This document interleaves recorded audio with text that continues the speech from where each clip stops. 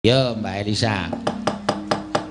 Ana ing panggung sebelah kono. Ngendi? Kene apa kene? Kono. Engkau matamu ra wero aku. Matamu ya. Iki kalingan cagak iki lho. Kok cagake digeser wae. Cagak. Aku ra iso memandangmu lho. Ora apa-apa. Pas eno nek kene kita ganteng ngene. Wah, Nek kono biasane elek lho, Pak. Kan biasane sinden ning kono. Rupamu elek nek kono. Nek kene kita ganteng. Sesuk nek pentas sindene kene terus wae. Kene terus wae ya. Wah ya ora cocok, mending ketok elek wae aku seneng nek rupamu elek aja bagus-bagus.